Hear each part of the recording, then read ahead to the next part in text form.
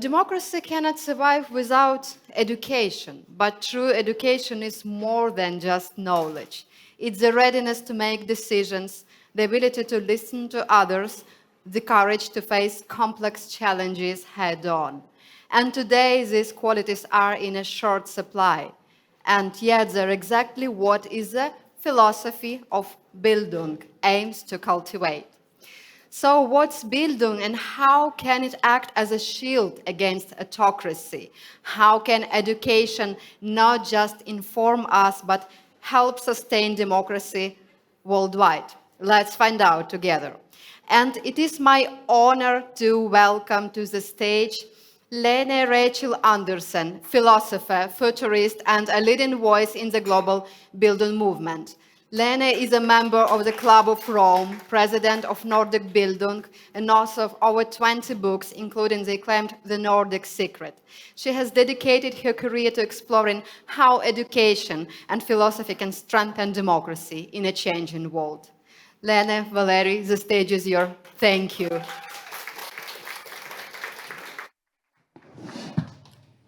So it's again me. Good evening. I'm here to entertain you the whole night. We'll start singing in a moment. Yeah. And I'm really very happy because I'm your fan for years and years. And let's continue from the point where we suspended during last panel. So both panels are about simplicity and complexity. And I already have told that we in Ukraine got one day a government office called the Office of Simple Quick Solutions, which reminds me Daniel Kahneman, which got a Nobel Prize in Economics for exploring the Office of Simple Quick Solutions, which works in every head of each of us and dominates in our brain. So how can we deal with complexity? How can we deal with complicated issues and complicated solutions when people ask for quick, simple solutions? So people always ask for quick, simple solutions. But during the wartime, even more. During the crisis time, even more, and crisis is over the world. So what to do? You want a quick answer, I suppose. So quick and simple answer, please. The simple, quick answer. First of all, let me thank you for inviting me to this amazing event. There are so many important questions being raised here. And then the quick and easy answer. I think that in order to handle this complexity and the challenges that we're facing, we all need to develop a moral compass and ethics in our personal values, and we need to know them. So we need to educate in a different kind of way. We need to talk to each other in a different kind of way. We need leadership in a different kind of way. I'm not just talking political leadership. I'm talking leadership at the workplace, in the family for that matter, among our friends, where we start talking about what is really important in life and why we make the choices that we make. So it's a cultural shift.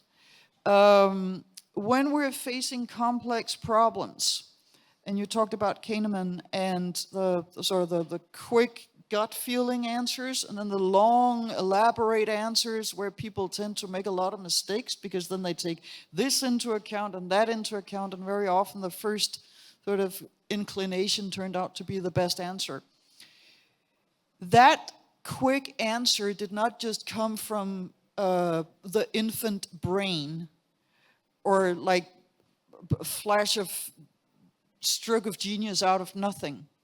That came from life experience and making a bunch of mistakes and good decisions previously, so that all of that experience, life experience, knowledge, all the books you read, all the educations that you have, all the stuff that you know about the world goes into that quick answer. So the more that you have struggled with the world as it is, the more that you have struggled with yourself, the more that you have made mistakes and good decisions previously, the better your quick answers will be. And part of that is conscious, some of that is subconscious. So the quick answer is you need to experience as much as possible about the world and consider it in peacetime and with the simpler questions. Then when you get to the complicated ones, you have a sense of, this is my moral direction, these are my moral values, these are the things that I hold dearly, and therefore I know how to prioritize. So it does take sort of it has a long tail when you're in that moment where you want the tough, when you're in the tough situation. Previous session talked about conspiracy theories, for instance.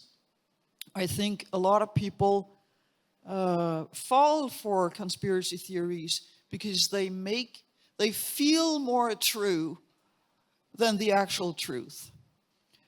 People will not go up against their feelings and accept something that feels wrong. So you have to prepare them to have more knowledge about the world and more experiences with maybe making a mistake from time to time and realizing that you did make a mistake, and it's okay to make a mistake from time to time. Instead of signing up to a conspiracy theory, working for it for years, and then making it increasingly embarrassing to say that I was wrong. So we need to approach conspiracy theories, misinformation, deliberate propaganda in a way where we understand human meaning making and where we gradually build up a sense of what are the values that we do want to support and that are important to us as a society. And that is why we need to educate in a different way. That's why we need to discuss politics in a different way. I bet Ukrainian journalists on television and elsewhere are just like Danish journalists on television and elsewhere. They go for the conflict.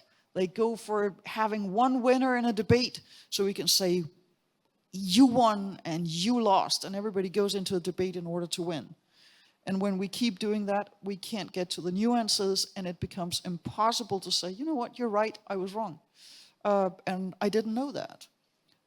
And we're facing the same thing with the conspiracy theories. So yes, the short answer is we need life experience. We need to know as much as possible about the world, because then when we're faced with the tough ones, and when we're faced with conspiracy theories, we can come up with a short answer and say, nope, this is the right one. And there's a bigger chance it actually is the right path. Thank you so much. Listening to you, I am thinking about one of top Ukrainian officials, political officials. Yesterday, it became clear that during anti-corruption investigation that he consulted an astrologist when considering assignment of ministers and heads of state agencies and so on. So is this about small life experience, maybe? Okay. So 2 of your books were published in Ukraine. By the way, please raise your hands who read any of books of Lene. Not a lot, so that's a mistake. Oh, you could have said it is a lot, because the cameras are not watching them. You have a lot of people just read my books. You have a good chance now. So your first book, which was entitled The Nordic Secret, was published in Ukraine under the title Bildung. Yep. And then it was a problem when you wrote a next book entitled Bildung, how to publish this book. What did you call that book? Yeah, and finally, the second book, Bildung, was published in Ukraine with the title Growth of Person and Society. So, and the question is how to do this, how to help the growth of a person and society, how to help to people to get more matured, and how to help to societies to get more matured. And it looks like we are under great pressure to be not mature, to be boys and girls. Crises, wars, propaganda, cognitive wars, and so on. Advertisement, by the way, made us,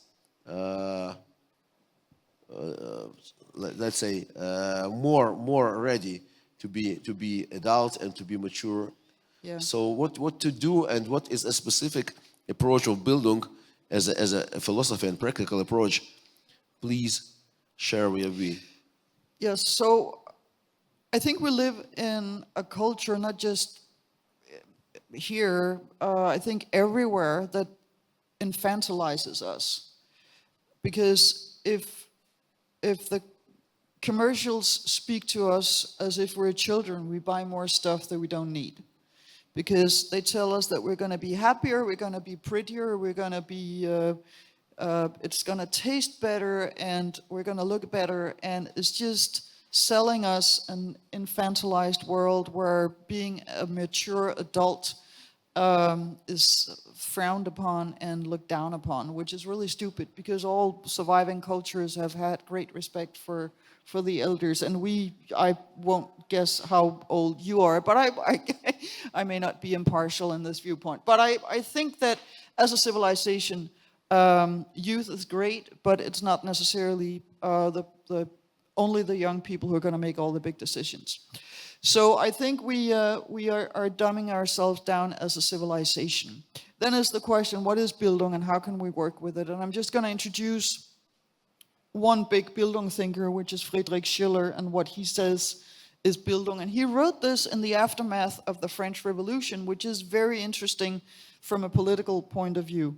He says that Bildung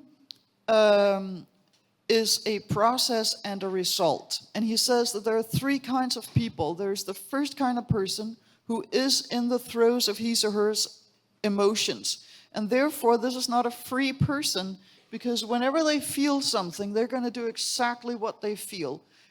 I feel like a bigger piece of cake, I'm going to eat a bigger piece of cake. I feel like slacking and not doing my work today. I'll just slack and not do my work today. I mean, they just do what feels right here and now, and they can't plan anything, and they are like children, actually. But you can transcend that and become what he calls a rational person. A rational person has internalized or made the rationale of society his or her own. He writes in German, and he uses the word Mensch. It's only when I write it in English it becomes a problem. But he writes about a Mensch, a human being who is a rational human being. That is when we try to live up to everybody else's expectations. That is when we have become socialized. It is also when we have become a team player. It's really important that we become team players and transcend that emotional phase in life. But if you're a team player and only a team player, and you do what everybody else expects you to do for the duration of your life and in every situation, you're not a free person either. So you have to transcend that and become a free person. And how do you do that? You do that by reconnecting with your emotions so you can transcend the expectations of others. But once you have been through that middle phase of becoming a team player, you have both your emotions and the expectations of others inside you, and that's where you need to choose from time to time. Do I do what everybody else expects, or do I do what my emotions tells me?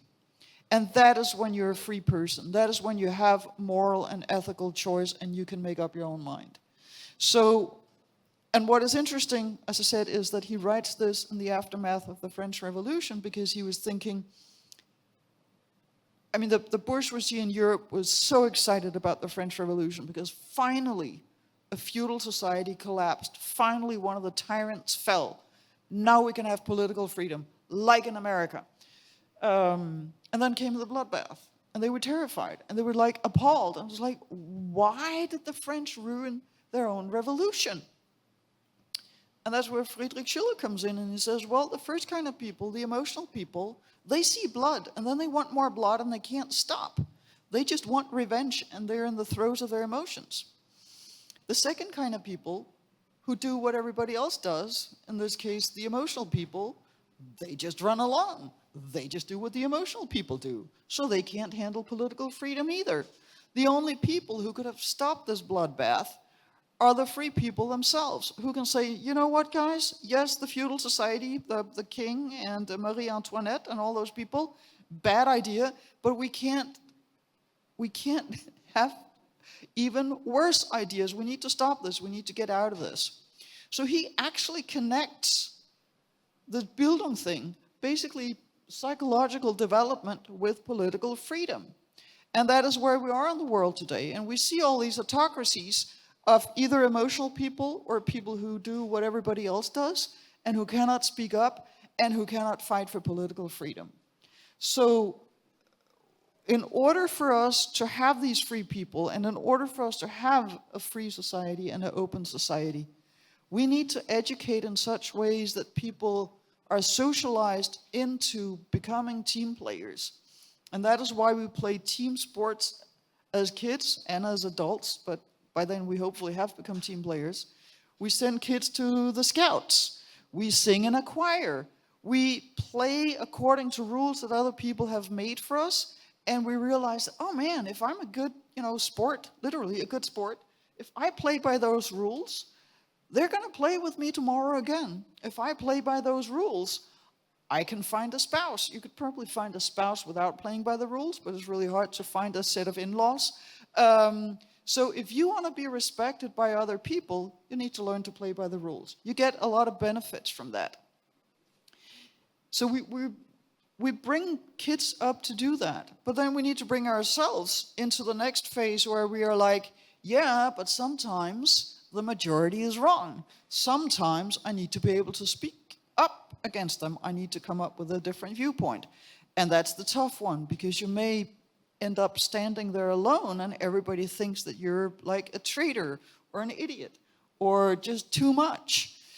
And sometimes you just have to learn to live with that and find the other people who are also too much. So that's a process. And one of the ways of doing that, and I think we would be addressing a lot of the conspiracy theories in that project as well, if we could address this through art and through literature and through having these conversations around art and aesthetics and literature and moral values. I mean, we tell stories because we want to explore what it means to be human. If we just listen to stories as entertainment, if we don't read stories to our kids or in school or at the Scouts or wherever we can be around kids and say, how did you like, take the story about Robin Hood, for instance. Did he do the right thing? Would you rather be the sheriff or would you like to be Robin Hood? And why would you choose either? When you have that conversation with a child, you start building their moral muscle. If we look at maybe more complex storytelling, if we read a novel and think about how would I have reacted in that situation, do I identify with the villain or do I identify with the good person? And why do I do that? Would I have chosen differently? That is when we build our moral muscle. So you don't necessarily have to go out into the world and make real mistakes. You can consider other people's mistakes in literature.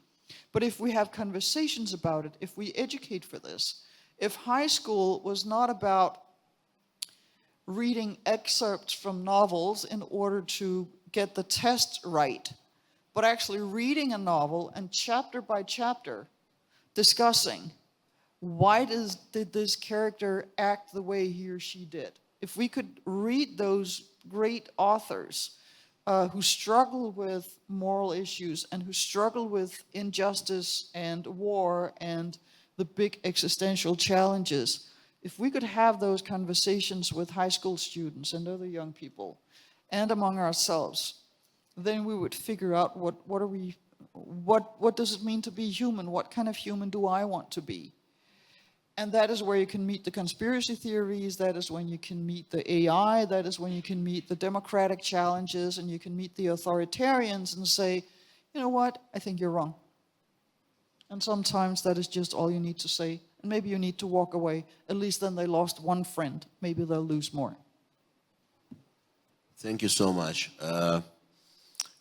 Dear friends and colleagues, it looks like politics is the sphere of our life where the problem of adulthood and maturity is greater than in any other sphere.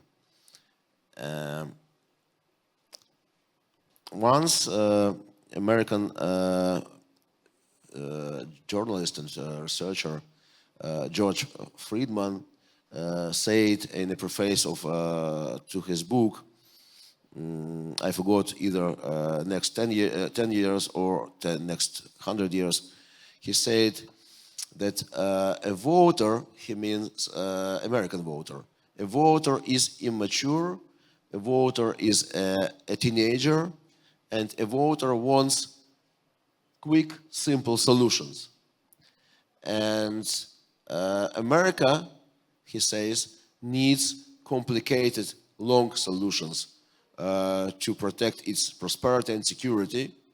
So how to operate if you are a candidate for American presidency?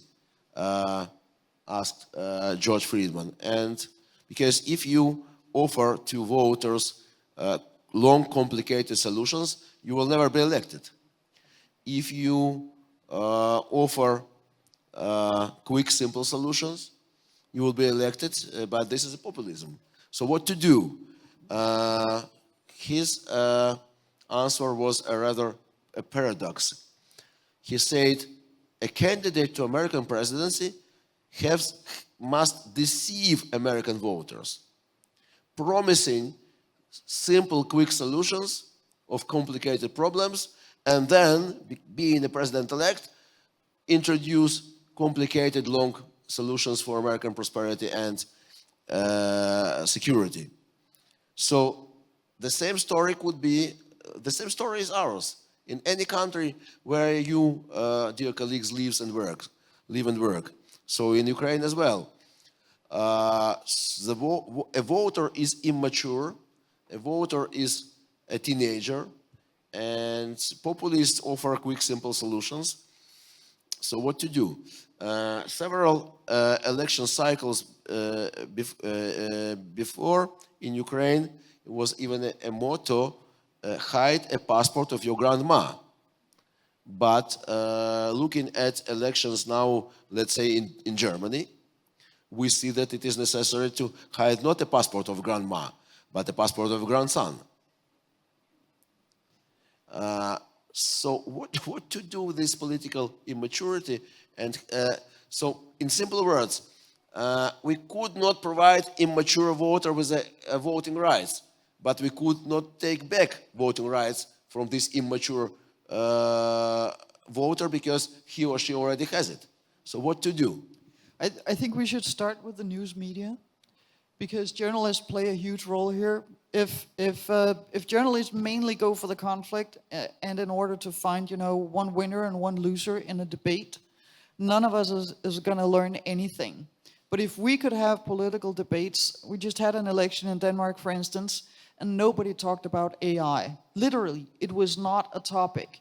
Everybody was talking about, to some extent, Ukraine, to some extent, the United States. But other than that, a little bit about the environment, but the most of it was about taxes, and they could have had the exact same debate 30 years ago, wouldn't have made any kind of difference. What would have made a lot of difference to Danish politics was if one of the major TV debates would have included, for instance, 2 AI experts, and would have invited the politicians to ask questions to the AI experts and have a conversation that everybody can learn from, including the AI experts and the politicians and the journalists. But we don't have that kind of programs. And I think that it might not be everybody, all the viewers who would be interested in that, but I do think that there are adults out there, and probably the majority, who would say, that was interesting. And I realize that, maybe a conservative person would say that social democrat actually asked the best question. I still disagree with the social democrats, but that was a really good question because I thought about that too. And we simply don't have a venue for that kind of conversation. And I think we are in a situation where if we as voters can't allow politicians to admit that there are things they would like to know, or that they would like experts to answer for them, I think we have a problem. One of the things that, and I wonder if you have anything similar like this in Ukraine, but one of the things that we've seen in companies in Denmark and in public institutions, municipalities and ministries, is that they hire, usually McKinsey, but it could be somebody else, a consultancy company, to write a report on a certain issue. Then they've paid for the report, they got an answer, and then they decide to do what the report recommends. It has a bunch of consequences. One of them is that whoever makes the decision to do what the experts, the consultants have said, has made or has decided what the consultants recommended, so they have not made a mistake because they just hired somebody to find the best answer. The consultants do not have any kind of political responsibilities. They can just go on to the next consultancy job and do the exact same thing and then walk away from the responsibility there as well. So we've ended up in a situation where nobody takes responsibility except for doing what some consultants said they should do, and the people who come up with the recommendations have no responsibility for the decisions being made. So that is an evil circle of people saying, but I did the right thing, or I did not do anything wrong. And everybody can say, I did not do anything wrong. And basically what they're doing is that they're socialized people who are doing what everybody else expects, instead of thinking, maybe we should actually stand up for what we believe in and what we promise the voters. It may be an unpopular decision when we do it, practically, but this is what we believe in, and then the voters can vote us out at the next election. So we've ended up in a situation where we've kind of handed over the democratic process to consultancy companies. And as voters, it's really impossible to, follow. I mean, we could hire some other consultants to figure this out, unless the journalists are doing their job. And they're not, because they want the sensation, they want the clickbait, they want a winner and a loser in a debate. So I think what we could do as voters, as citizens, you're in a very different situation here for a number of reasons in Ukraine, but I think that we can demand better journalism and turn it into a learning process. And I think part of being an adult is from time to time to admit that there's something you do not know, and that is okay. You can't know everything, so say it. And I think it's also important when you get into a debate, unless you are a politician, unless you do step out into the public sphere, to say this is a topic I don't know anything about, so I can't really have an opinion. I would like to hear more about it, and I would like to develop an opinion. But if you're, discussing with your family or your colleagues about a political issue, it should be fair to say, this is not my field. I have no idea. Where do you get your information from? I would like to know more. Might also fight some of the conspiracy theories if you could do that. Thank you very much. Better journalism is exactly what the objective which we get together today here for. But not only journalism, maybe. In your books, you explain that culture, language, travel, they are extremely important in Bildung. And we in Ukraine are now trying to understand how all those things could work for us.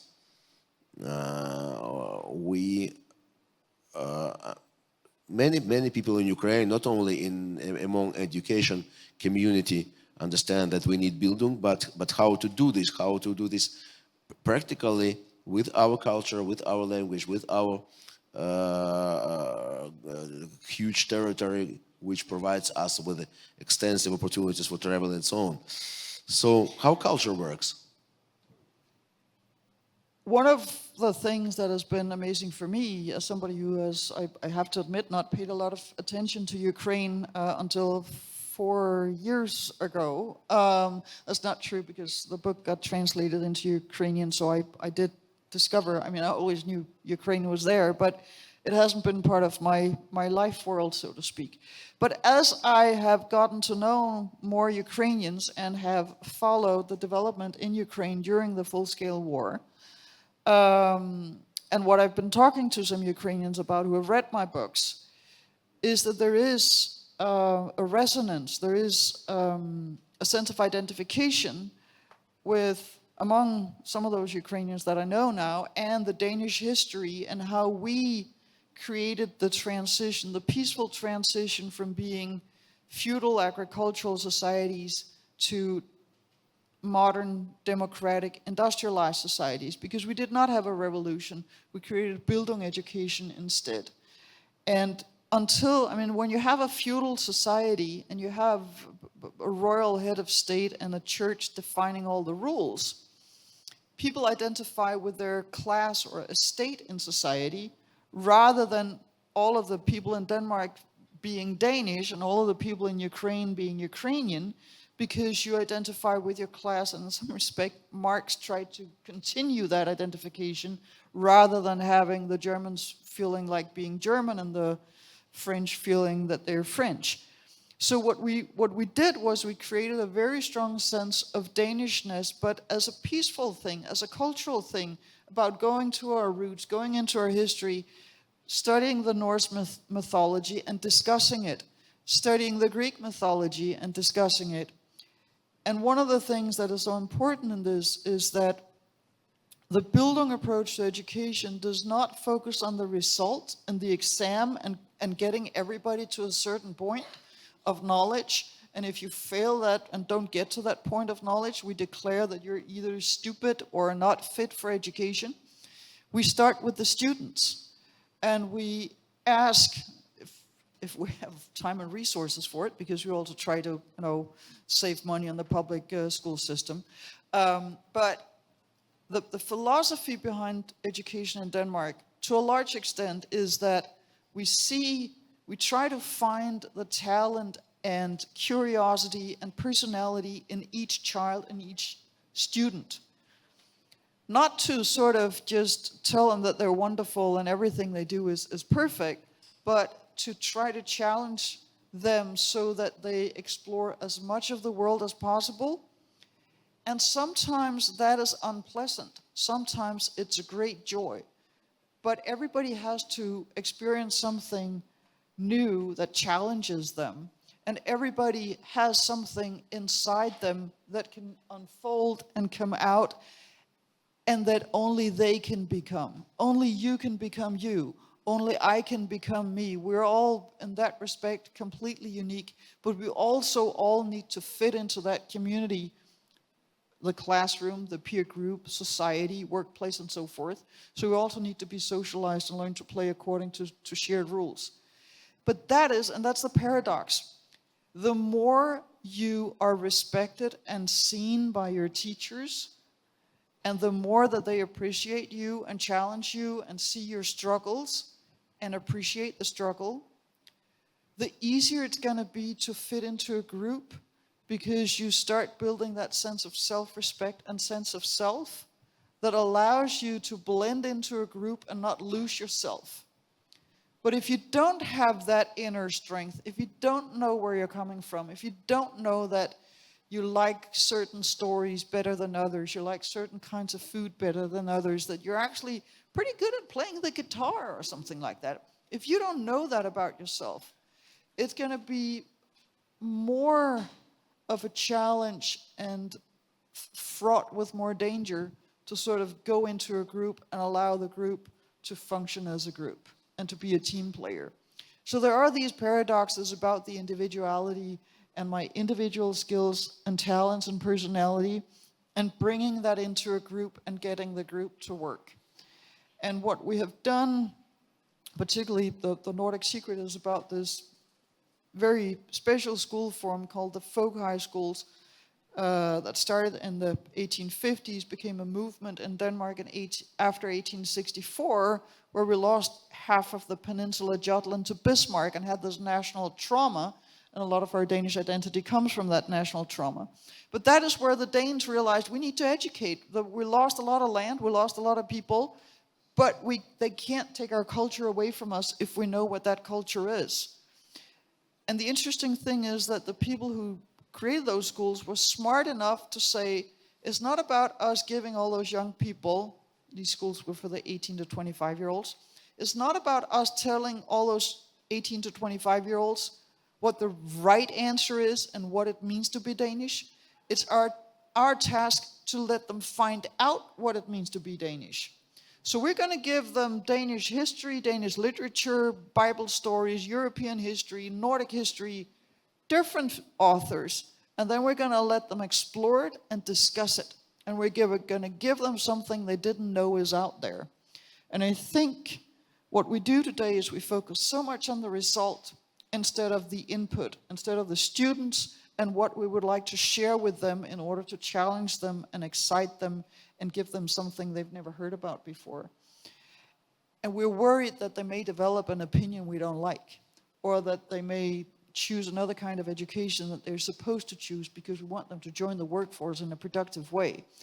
So we need to educate in a different kind of way.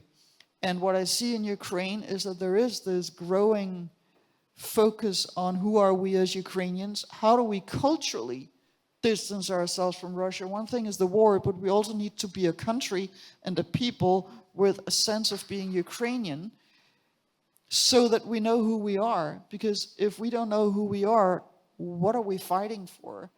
And that is where I think there's a resonance with the Danish history. It's like, if we don't know who we are, what is going to happen if Bismarck comes back and takes the rest?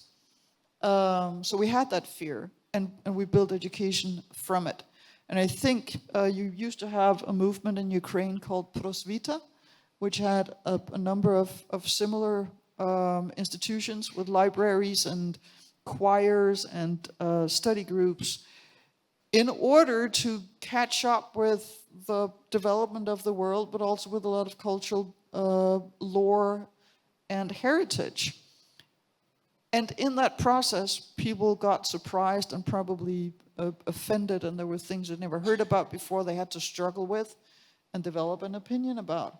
And that is how you develop informed, mature, conscientious voters who do not expect the politicians to just sell them the simple answers. And it's tough. And it's unpleasant, and good education sometimes makes you feel horrible, not because the teacher thinks you're stupid, but because it goes against your moral values or something your parents or somebody you look up to has convinced you about. Suddenly you realize that your dad was wrong, and he's not the strongest guy in the world anyway. That's a horrible moment, but that's part of education. Thank you very much. Discussions about culture became very active last week when the Venetian Biennale has been opened, and again there were a flame of discussions whether culture is out of politics or could not be out of politics and so on. Maybe you know all those stories about Venetian Biennale and Russian efforts to come back to European cultural space. But so many people around the world are speaking about great Russian culture and so on, but culture is not the art. Culture is not about just books and sculptures and films and music. Culture is about finally shaping human behavior. And looking at Russian people behavior, we can say that great Russian culture simply totally fails to shape Russian behavior. Maybe because this was not about Russians. Maybe because take romance of Leo Tolstoy, for instance, It was the life described there. It was a life of some 500 families, which was just a golden layer, very, very thin golden layer above oceans and oceans of barbarism. So this is the culture. And also the travel. I now realize that so many people who support Russian narratives, they never traveled out of their towns or settlement. And that is why they easily believe that people in the city of Lviv are so strange. They are Benderi, they are, well, I don't know what nationalists. And people in the city of Odessa, they are bandits, gangsters. And people in the city of, I don't know, Uzhgorod, they are, and so on. But you have mentioned the strong feeling of being Danish in the history of Danish Bildung, and in your book Bildung you consider different types of nationalism. Nationalism is a very hot and dangerous topic in European discussions now, because Europeans know that nationalists are bad people. Why? Because Hitler and so on. It's easier to explain everything with just one name. But you describe some different kinds of nationalism. And we in Ukraine, we are proud to be nationalists. Now this is the way how we survive. And how can we explain this to other Europeans that nationalism is good? So you in your book you describe that some kinds of nationalisms are useful, some are harmful, and how to make a difference. Can you please pay some attention to this topic of nationalism? Yeah. So the word nationalism is usually used as a negative thing, and because Germany really made all the wrong choices based on the idea of what a nation could be and should be. Unfortunately, and we do need, I mean, there is a chauvinistic version of nationalism, and I call that national chauvinism.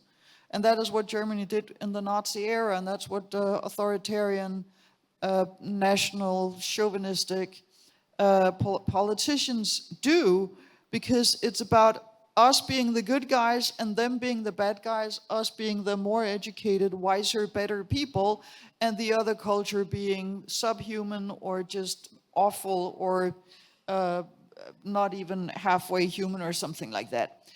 That's the chauvinism, and any kind of chauvinism where you say one kind of people are better, fundamentally better than other kind of people, irrespectively of what they actually do, but just by being there and being different, they're worse than we are. That's chauvinism. It can be male chauvinism, it can be national chauvinism. It's a chauvinism, and that's just a bad idea. The problem with using the word nationalism to mean something bad, in this case chauvinism, is that a lot of people hear it as you're not allowed to love your country, which is a really horrible message to send to people, because I hope most people, if not love their country, at least that they like it, and that there are things in their cultural heritage that they find meaningful and that they can identify with. And one of the big problems that we have in this day and age of the internet, of globalization, of cheap airline tickets, and the need for continental collaboration, global collaboration, is that the national sense of self, the national identity, has been looked down upon by the people with the longest educations. And those of us who can travel to other countries and have this conversation in English, most of our countrymen and women cannot participate in this. Not in Denmark either, and definitely not in the rest of the EU. One of the problems with the EU, and I understand why Ukraine is not exactly impressed with the EU, is that we have 27 countries where we have united coal and steel, but we have not united the people. If you're watching the Eurovision, there are 30 nations, there are 5 alphabets, and I think 30 languages, which I find is amazing. But we have not created that sense of Europeanness around it, and the Eurovision is struggling every year to create at least a little bit of Europeanness. And then we come and tell people that with all the globalization, all the internet and so forth, you're not allowed to love your country, which is a horrible message to send to people, or at least that's how they hear it. So we need to have, as philosophers, communicators, cultural, I hate the word leaders, but people who work in culture, we need to formulate this as you can be both loving your country and loving the globe and loving Europe, because they have different stories, they provide different things for us. The globe and humanity as a whole needs to function, otherwise we can't have safe continents and we can't have safe nations. You have to have a safe and functioning nation, otherwise you can't have safe cities. If you can't have safe cities and a safe nation, you can't have safe families. And nobody would say there's a difference between being a brother, sister, father, daughter, whatever, and being a good citizen of Ukraine. There's no conflict between being a family person and a national citizen. And likewise, there's no conflict between being a Ukrainian or a Dane and being a European. But we've created this sort of difference between those two and created a conflict between them. And this is where we need to emphasize that it's wonderful if you love your country. It's wonderful if you love your country in the way where you appreciate what it comes from, the cultural heritage, and that you share it with other people and you open it to newcomers and you open it and use it and learn from it. But it's terrible if you see your nation as something that needs to change other nations, that needs to conquer other nations, that need to prove other nations wrong in order for your nation to be something to be proud of. And that's where we have the imperialism and the colonialism and all this, the chauvinism, which is the bad part.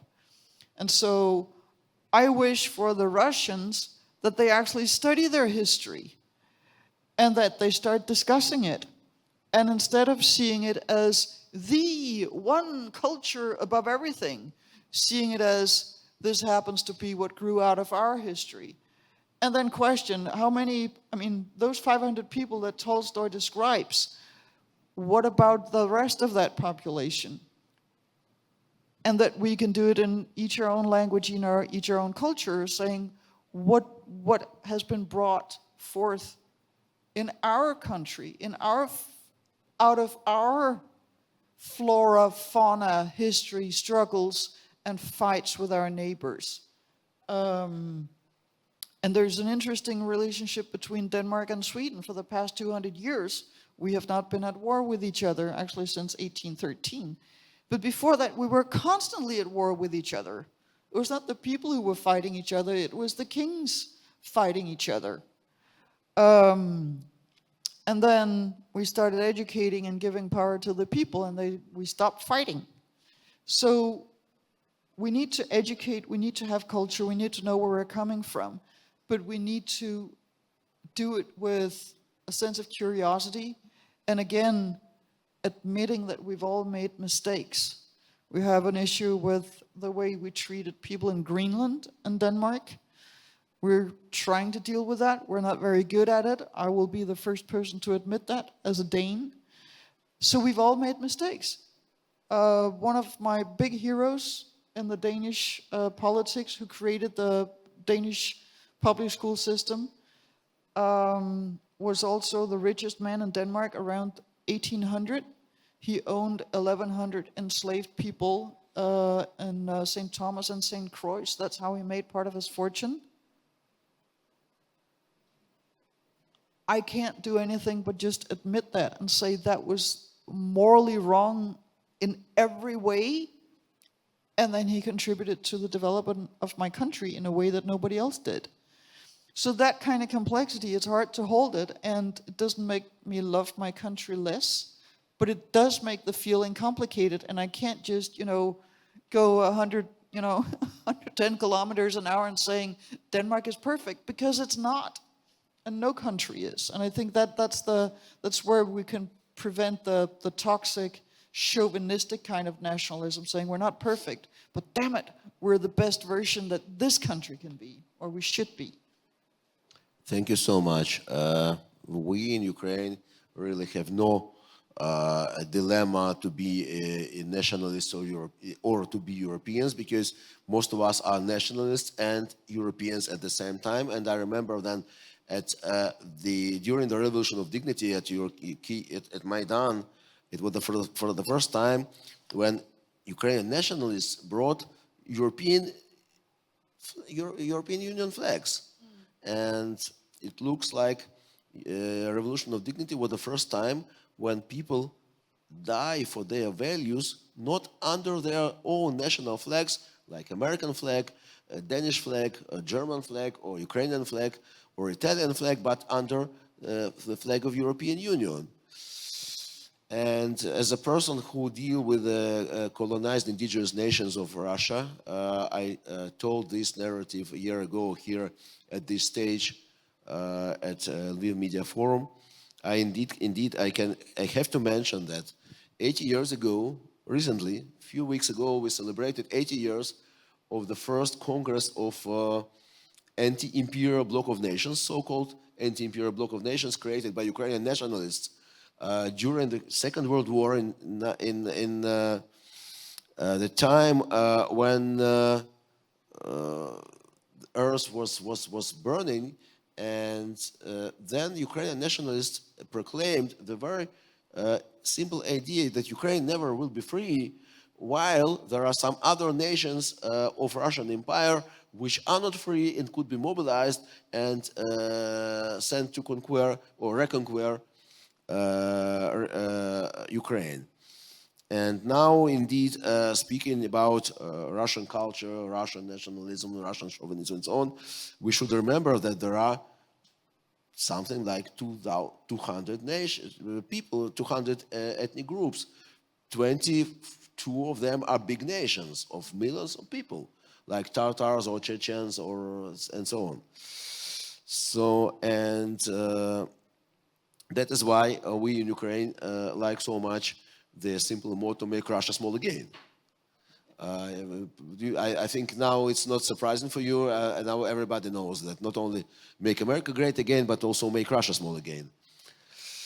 So it's time now maybe for closing, and I would like to ask the audience for some questions, if any, and please someone help me with the microphone.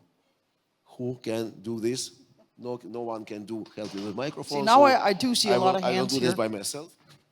So we shall collect now several questions, and then let answer. Please introduce yourself and briefly say your question. Hello, everyone. My name is Anna Pataman. I'm a Ukrainian activist based in Vienna for the last 12 years. Thank you so much for this panel discussion. It's so important that we discuss it exactly at the value level, because we are in the middle of the value war.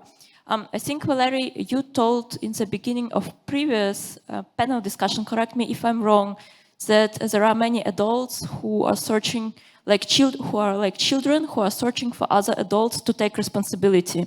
And also another statement was mentioned whether the culture is outside of politics. And I think both statements are the symptoms of the democratic society without values, to be honest.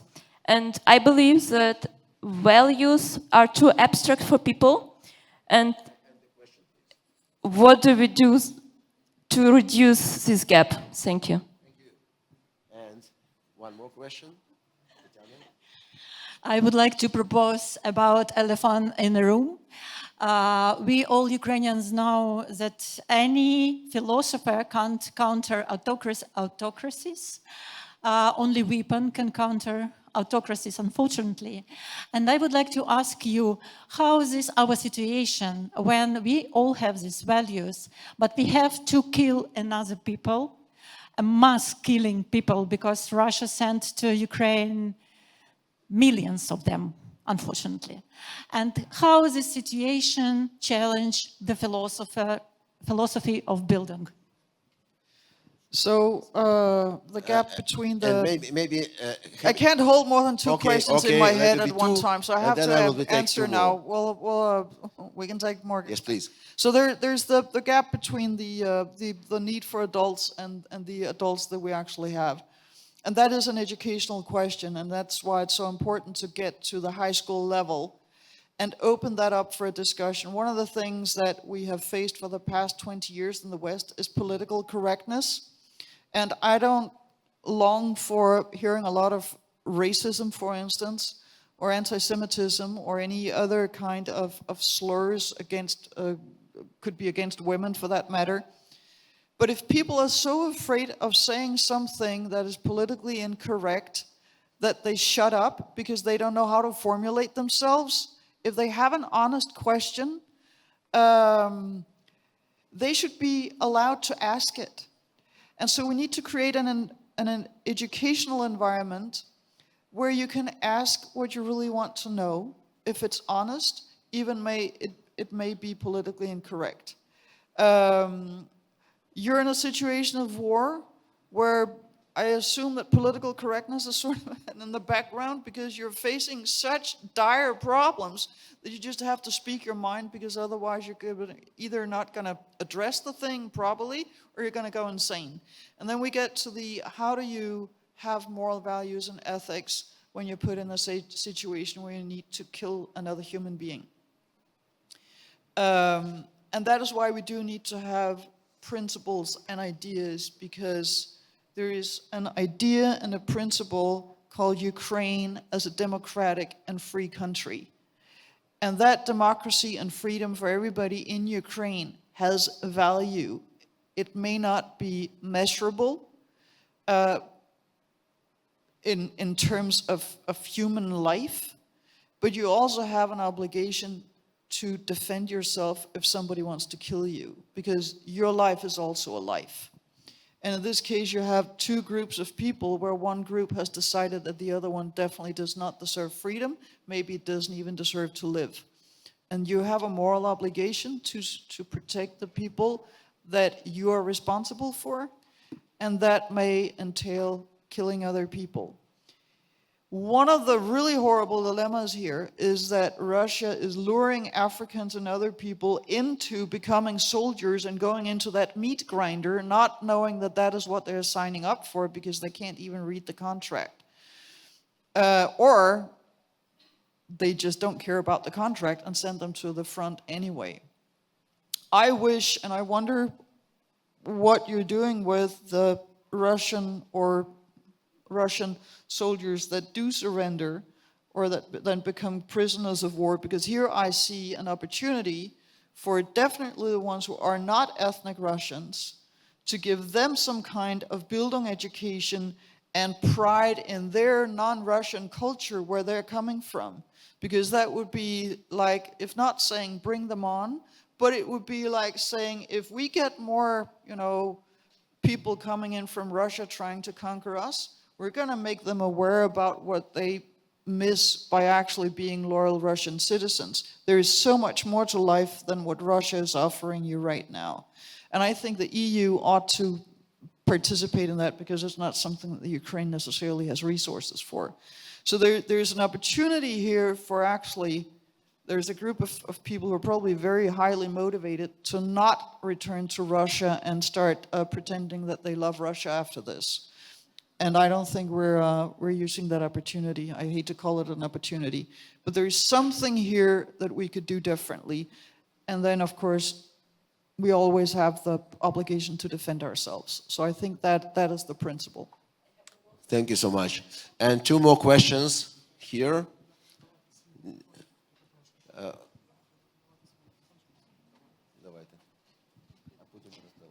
Hello, thank you very much for keeping us grounded please in introduce complexity. My name is Larissa Babi. I am the managing editor of the London Ukrainian Review, which is an English language publication dedicated to Ukrainian culture. And my question is related to this in the sense that I've noticed in my entire life that I've worked kind of with complex thinking in culture. I'm always in a conflict between this dedication to thinking and speaking deeply, which takes a lot of time, it takes a lot of mental energy and calories, and surviving in a very money sense. And I'd like you to address this question of the relationship between affluence and Bildung culture. Maybe you also have a Nordic secret in this direction. Hello, Olena Tochilina. I am an organizational development consultant and a co-founder of Ukrainian Bildung network. And I have a question about trust. Because right now, it's of such importance for our society.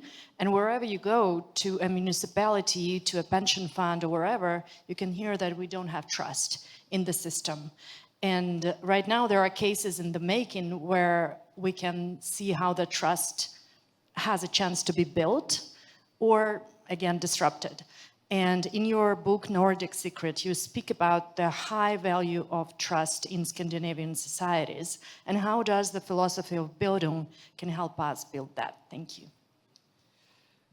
So the first one was about education for surviving in the current economy versus developing, I think, a Bildung moral sense of self and values. And that is why we need to change our educational system among the children, for the children, because they're going to be, if we want people who can admit that they've made mistakes, who want to grow, who want to become conscientious citizens, who want to take responsibility so that other people can trust them, we need to have those tough conversations and introduce students to something that feels unpleasant the first time you meet it, but eventually you realize that was actually, there was value to that.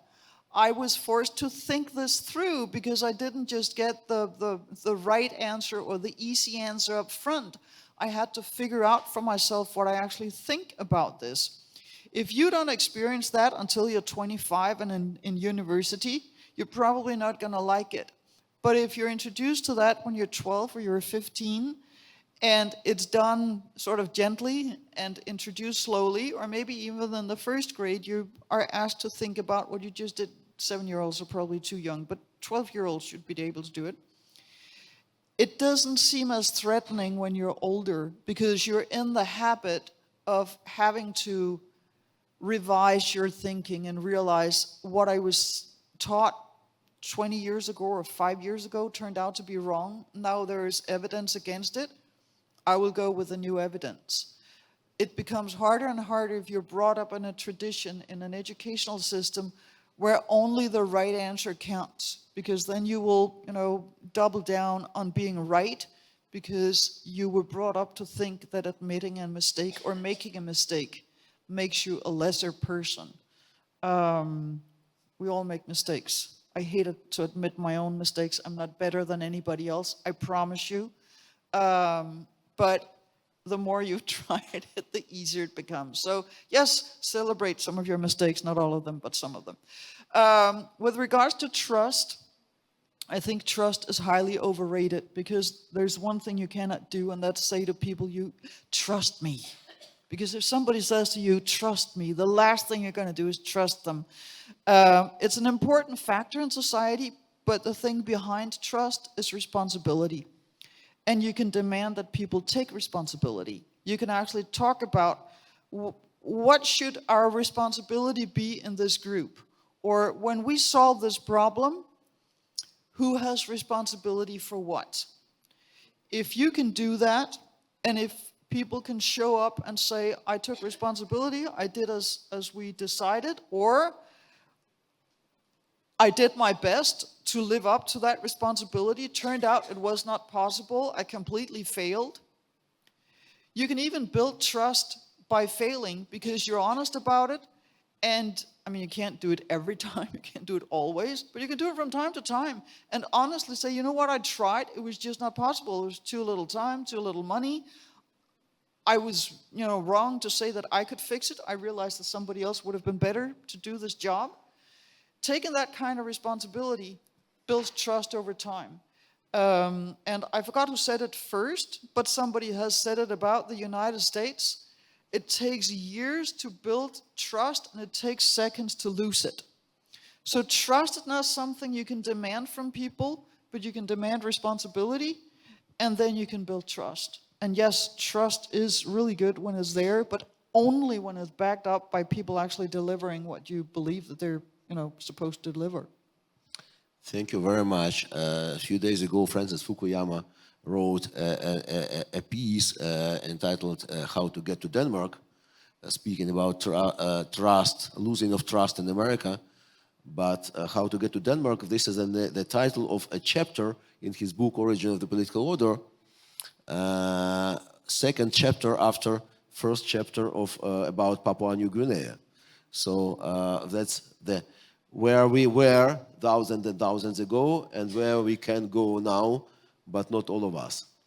So first, dear colleagues and friends, you all are obliged to read the book Bildung.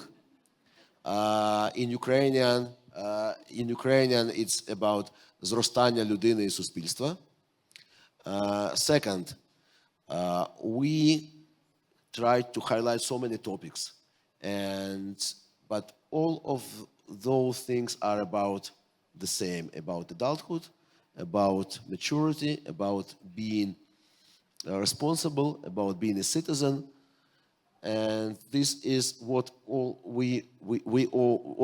of us need now, because it looks like there are no more paramounts of democracy and liberalism and something like that, like it was during time of my childhood when it was America, a paramount of democracy. And so there are no more adult people in the room. It looks like one of my friends says that the problem is not that we are now adult. The problem is that adults are us now. And this is the narrative, this is the story which will shape our future during coming years of the world multi-crisis. Thank you very much. Please express your gratitude to Lene, Rachel Andersen, and express your gratitude even more by and reading books. And thank you so much for this. I just want to say one final thing, that is Slava Ukraini. Героям слава!